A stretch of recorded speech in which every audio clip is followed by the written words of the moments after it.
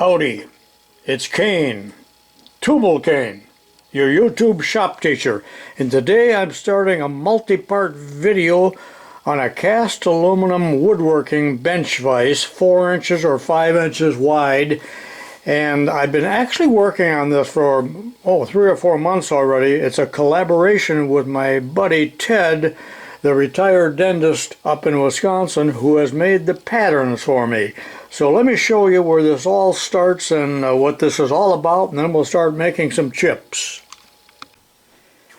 This will be a 4-part video. Make sure you watch all of the parts. When I was in my prime teaching, I had quite a professional library. That's what they called it then. Actually, there were books that were in my shop. But one of the books was this, although this isn't the exact one. This I bought at a garage sale or a flea market or something. This is book 3, but this John Walker wrote many books for shop teachers, wood and metal. But this was book 3, and it had some of the more advanced projects in it. And I started looking through them recently, and I thought, well, there's some pretty good ones in here for my video. My entire professional library was unceremoniously placed in the school dumpster. And when I look back, it's pretty sad. But anyway, in this book, there's another vise called the Model Maker's Vise, and this one is even a little bit smaller than what I'm going to make, but it would also be a good project because it does not require castings, and I understand that most of you can't make castings, so you can't make this vise. But this is strictly for your viewing pleasure. I will put copies of this 3-page blueprint at the end of each one of the videos in this series, and I'm not sure yet how many parts there are. But this is the assembly drawing. You know, it's quite pleasurable to sit in bed and read a blueprint and study it, and you need to do that before you ever start a project. And this is page 2, as Paul Harvey used to say, but I think he started talking about Schick razor or some other nonsense when he said page 2. You know, he was quite a flim-flam man, although I did enjoy him for many, many years. He was around forever. Well, this is a dimension drawing, and I will refer to these throughout this video series. Now, let's take a glance at page 3. And this is the final page of dimension drawings. And I gave Ted in Wisconsin all 3 of these pages, and that is how he built or composed on Confusion 360 the 3D printed patterns that I'm going to show you right now. And here are the patterns. And Ted took a liberty, as it was his wont to do, to make some minor changes and improvements over the drawings that I sent him. Number 1, he made the pocket here, which is not on the originals, for that little sliding dog. I may or may not do that in this video, I'm not sure yet. I also asked Ted, please put little dimples, little center punch marks here for the various parts, because I always did that on student castings because, well, I made it too easy on them, probably, but they didn't want to look at drawings, so I would just say, drill this hole 5/8, drill this one half, and so on. And I know some of you will object to that, but Ted thought, no, you can do your own layout. But I did, on the 3D pattern here, scribe a line for a center line, and that does appear on the casting, but just barely. Now these are flat back patterns, not split patterns, and that always makes the job of pattern making and molding easier. Now I am not going to force you to watch me make these castings, so at the end of part 1 I will have, I don't know, it's about 10 minutes or so of molding. There will be no voiceover. It's strictly speeding through the molding and casting process to come up with these aluminum castings. So I asked Ted, will you please print them out for me on your printer, because his printer is so much better than mine, Banggood one, which just leaves these horrible layers. But even with Ted's, or with any printer, there's always this layering effect. Now, can you hear this? Like running your nail across a pocket comb. And that could be remedied by filling this or painting it, but that's just very labor intensive, so I thought, I'm not going to mess with that. And I didn't, and they did still withdraw quite nicely, as you will see in that footage if you are interested in watching that. Ted did a wonderful job of putting in fillets. See how nice that is? I know that the white doesn't show up. But the purpose of fillets is twofold, maybe even three. One is, I believe it makes it look a lot better. Number two, it makes the pattern easier to withdraw from the sand. And number three, it eliminates shrinkage, some shrinkage. At least if there is shrinkage, you're probably not going to notice it like you would in a square corner where the metal can sometimes actually tear as it's cooling off. So that's really very, very important. Now these patterns will be available on Thingiverse. And matter of fact, they're already on Thingiverse because this was already done almost 2 months ago. And I'll give you the link or tell you what to look up to find those if you do have a Foundry. But I know most of you people don't have a Foundry, and I do know that I'm talking an awful lot, but some of this is necessary. One guy got so mad at me, he was so abusive recently, said, because I was talking. Some of those guys are really mean. I'm thinking, well, watch somebody else's channel. Or you form a channel and do it however you want. So, anyway, should you want to cast some, these will be on Thingiverse, and all you have to do is download the STL files, and you can make them any size you want, you know. So Ted went ahead and made the patterns according to the dimensions here. Now it calls for 5 inches. Now we need a little machining allowance, and there's going to be shrinkage. There will always be shrinkage. There's actually 2 kinds of shrinkage. Let me talk about that. So Ted actually made this. If I can use this hook ruler, you will see there, does that show up at all? 5 1/4. There it is, 5 1/4. Now let me show you what the dimension is on the actual casting, because it shrunk. Okay, let's look at the casting. And I could do this with a caliper also, but you can see that it's more like 5 5/16. So we lost about 1/16 of an inch, didn't we? It doesn't matter at all on something like this, but on some items it would matter a lot. For instance, if it was an engine. And remember, we got pattern draft here, and if we wanted to machine that off so it was square, we would have to allow for that. And he did a little bit of that as well. I am criticized greatly by men, learned men that know a lot more about the casting process than myself, because I try to keep it simple. I try to just use one sprue and one gate and just get through the job without spending an awful lot of time with risers. Now, the purpose of risers is to help prevent shrinkage. And the other kind of shrinkage now is, looking at the casting from this side, there will be some low spots in here, some shrinking, because this is a rather massive aluminum casting here, and as it cools, the thickest spot is going to shrink a little bit and have a low spot. And let me show you that by holding a straight edge there. There is some, but it sure isn't going to hurt a thing on this. I do not intend to machine this, but a fella could machine this and remove all of that if it was necessary, but it really isn't here, because remember, there'll also be some wood jaw faces on here, hardwood. This is a super precision, brown and sharp, straight edge, far more accurate than what I need here.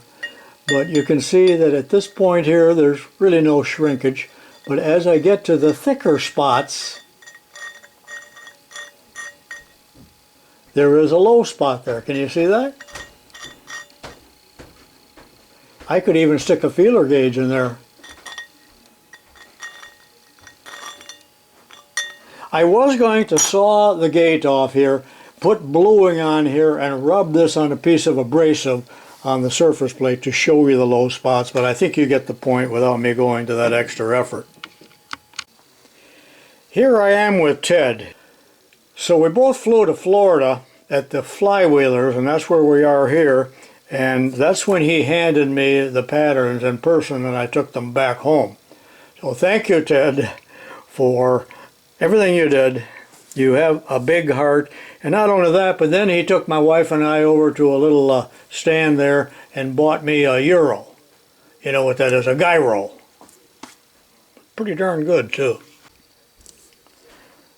Not only is Ted an expert at pattern making and dentistry, but he is also quite a good machinist. So he took the patterns, made castings, and machined a sample of this. Now, he varied again from the drawing a little bit by putting in two guide rods in there rather than one, and I'm going to go back and stick to the drawing.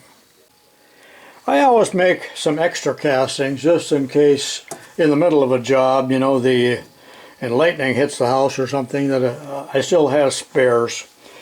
But anyway, I wish that I would have gated them all this way with the sprue and the gate on the bottom side, but I wasn't thinking here and I put it on the top side. So when I saw this off, we're going to see a little bit of a blemish there. See, it's very good on the bottom. So I'm going to use this casting where I gated it down here. The problem is there is a little bit of a defect. I guess it's not that one. I've got either an inclusion there or a shrink hole. I don't know which. The thickness of the gate probably isn't enough, but this is the one I'm going to use. I'll fill that if I ever paint it. That won't show anyway, but I might as well be up front and show that to you now. So the next thing I'm going to do is to finally go over and saw off the gates and smooth that up just a little bit on the sander. These are the two that I will use, and I'll be back in a few minutes.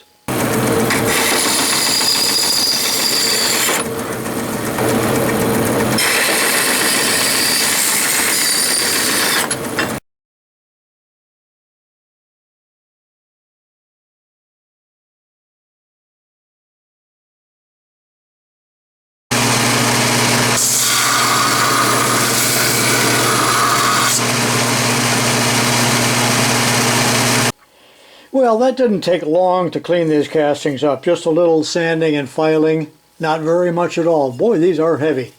I think I'll weigh them. No sharp corners to speak of. Again, we'll get that defect there. I'll worry about that much later. I was really surprised at how well the letters came out in the sand, because I would have expected the A and the B to fill up with sand. Now, did you watch that recent Windy Hill Foundry job where Adam did his logo? And when I saw that pattern, it was a beautiful pattern, but the letters were so deep, I thought, no way is that sand going to pull out of there. So you have to watch for some of those things ahead of time as you're making patterns. Some of that becomes predictable with enough experience. And I'm far from being a founderman. I'm just an old shop teacher is what I am. But now these are ready to go. Now I had to tell the kids at school all the time, because they'd stick these in the Wilton vices. They were brand new vices with very aggressive teeth, and they would just put horrible marks on there. I said, well, use a vice cap, because we had made vice caps. But no, they'd use a pink shop towel. They must have ruined thousands of them over the years. I don't usually do this, but I laid out all the parts. This is my bill of materials. So I'm going to use threaded rod, and I will remove that zinc. I hate the look of that plating. And there's the guide rod, there's the handle, here's some roll pins, and here's the end piece for the screw. That's pretty much all I need, other than some flathead wood screws to hold on to those vise caps. Many people over a period of time have asked me why I do not vent my sand molds with a little wire, as you see many of the guys do. There really is no need with Petrobond sand. I'm using Petrobond oil-based sand. There is no water in there. But if you're using sand, clay sand that has water, the water turns to steam when you pour the molten metal in there, and it has to escape. The venting helps that. Also, the sand is somewhat permeable, that is porous, to allow gases to escape. And all sands have that, depending on the grit of the sand also. But I've never really had a problem with venting. I just don't do it. Well, where should I start on a project like this? Well, I think I'm going to square this off first. I think you know that this mounts underneath, this is the back jaw of a bench. Pretend this is your maple bench. But I want that to be square. You can see it's far from being square because that's pattern draft. One of Stan's beautiful little squares. So I'm going to take this over to the milling machine, clamp it down like that, and mill this off. Well, with what? Thanks to Niagara Cutters, I have this brand new, hope I don't cut myself, 3/4 inch cutter, nitride coated, and it's 2 1/4 inches of flute length. Well, how much is this? 2 1/4. How fortuitous is that? So I will mill that off, and I'm not sure yet if I'm going to mill this. I might just come down flush until it makes a mark, and that's good enough. Remember, that'll all be hidden under the bench. We can hide our sins. This is my setup on the milling machine, and how are you going to square that up, you ask? Well, just using a square, machinist square like this, is pretty good up against that surface, but I would prefer to do it up here. Not that there should be any difference, but I'm going to use a parallel up against the edge of the table and square it up like this. And then I can move it back and forth until I get it right on. Then I'll take a trial cut. Of course, a fella could use the last word indicator, but I think that's overkill. I will take a very light cut, which you will see in a second here. There goes the hammer. And I will see how true I really am. I think it'll be pretty darn good. After all, this is just an aluminum woodworking vise. Someone recently asked, what do you mean your foot on the brake? Remember, there's a video on my foot brake here. I just love that, so I can hold the spindle with my right foot instead of my left hand on the brake. That gives me two hands, one to hold the cutting tool that's going into the collet and the other on my wrench. Also, I love to use my DeWalt drill with this device that I made to raise and lower the table. I just took a trial cut right across the work. Look at that, it's just as true as a die.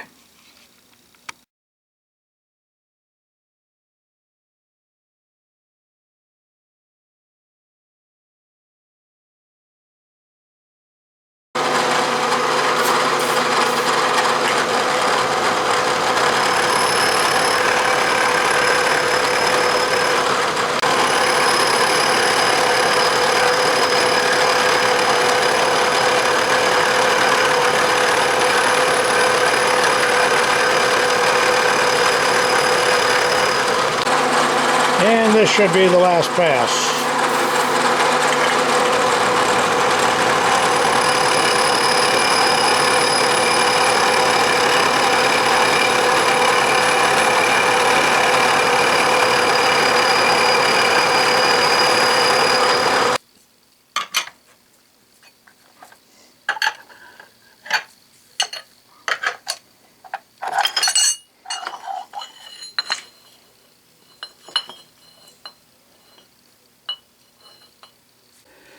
Wow, that is some cutter. Thank you very much, Dennis and Niagara. Look at the finish. It's all squared up nicely. I'm loving it so far. Well, that's about enough fun for today. It is time for Jeopardy! I'll see you all tomorrow, but wait a minute. Stick along with me for extra credit and watch approximately 5 or 10 minutes of molding, where I take the patterns, make a mold, pour the metal, and show the finished castings. See you next time.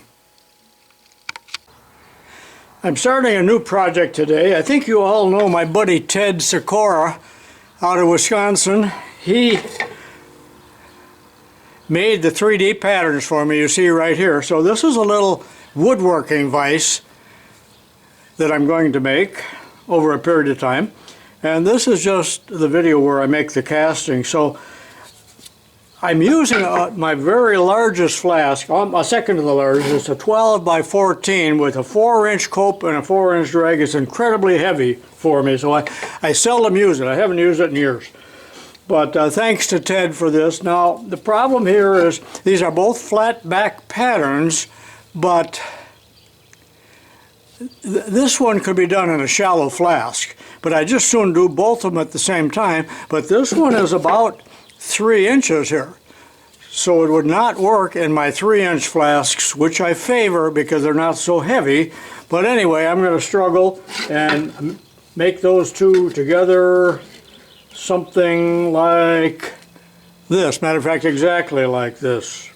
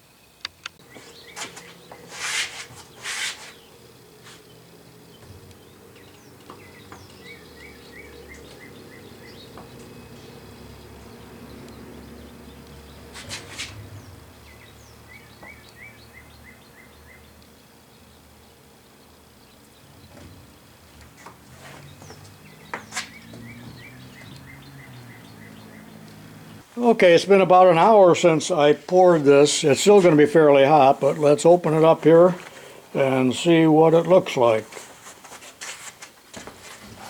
This is so heavy. Let's see.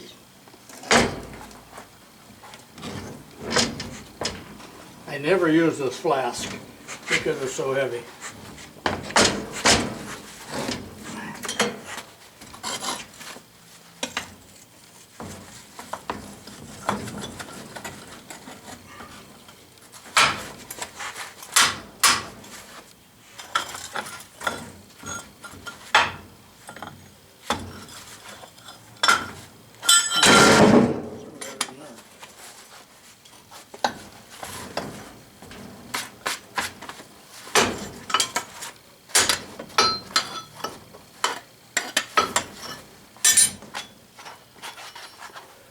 They look pretty good.